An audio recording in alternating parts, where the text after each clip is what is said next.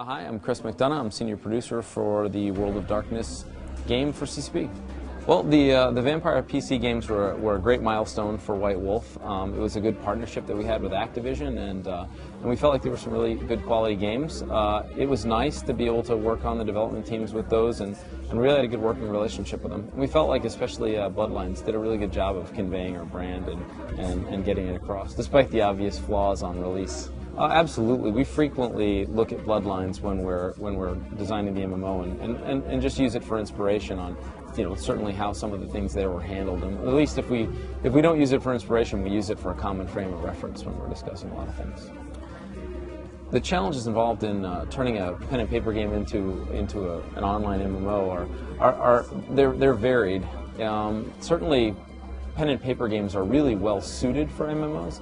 What you fundamentally have is something that's not about a particular character. So if you go with a licensed property, Spider-Man or Indiana Jones or whatever, everybody basically wants to be Spider-Man or Indiana Jones. But in something that's a pen and paper RPG, it's always been about your character.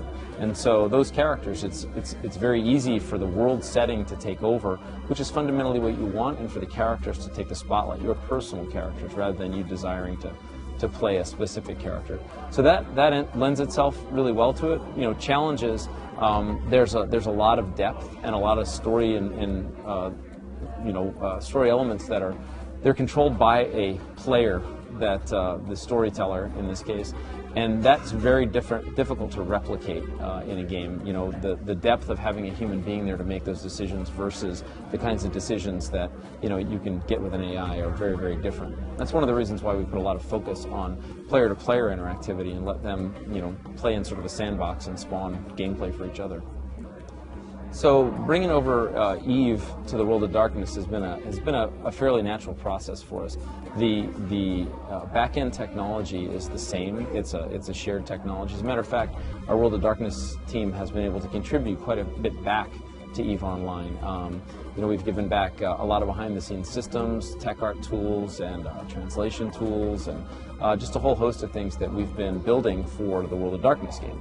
So it's been a pretty good collaboration between the offices. It's difficult to build shared technology, and it takes time, but we really want to establish a strong code base. And of course, we've had the opportunity to get that technology from EVE. That's been wonderful. The single shard technology, as well as networking and graphics rendering systems that are shared with them.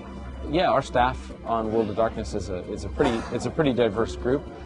We've definitely brought over some people from the pen and paper side, but we've also really looked to hire a AAA staff. We've got people from virtually every game company in the country and other countries as well, and they've worked on all kinds of AAA titles, from The Sims to EverQuest to Star Wars to Drake's Fortune and Assassin's Creed, and we've got people from all kinds of AAA games, and it's worked really well to help us build a diverse base of talent that can make a fantastic game. With the World of Darkness, we chose to focus on vampires alone. We felt like if we did a larger group of supernatural creatures that are covered in our setting, that we would end up with a shallow experience, and we really wanted to delve deep into the politics and the backstabbing and all the other things that go on between vampires. It's a big part of what makes for a great social environment between players versus playing against the environment, and so we wanted to put our focus there, build a game that was just full of depth, and then we would expand later to encapsulate those other types. So for someone who doesn't know anything about vampires, I would say that the most important thing to know is the title, Vampire the Masquerade. The Masquerade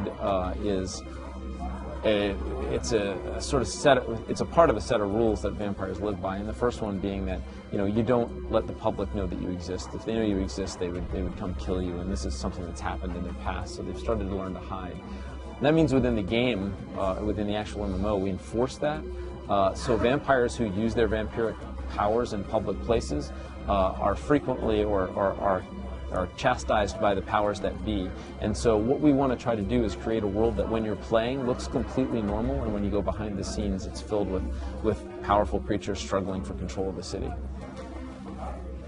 So does EVE Online have a hard learning curve, a steep learning curve? There's probably a nice famous cartoon you can find on the internet about that. But we're trying for something a little bit more casual than that. What we're trying to do actually is ramp players through a more basic experience and then lead them to that as the high-level gameplay, sort of the end game. I mean, the end game ultimately becomes politics and teamwork between you and other players, but there's definitely other elements there that draw you into that. So I absolutely think that one of the things that sets World of Darkness apart from other games is the fact that it's a modern-day game. You've got a lot of sci-fi games, and you've got a lot of fantasy games, but there's really none that takes place in the actual modern world, and it's nice. You know, we call it your world but darker, and understanding the way that the world works, you know, isn't a hurdle or something that you have to learn when you enter the game. It's a natural extension of what you know of the real world, and that makes it a lot easier to get into the gameplay.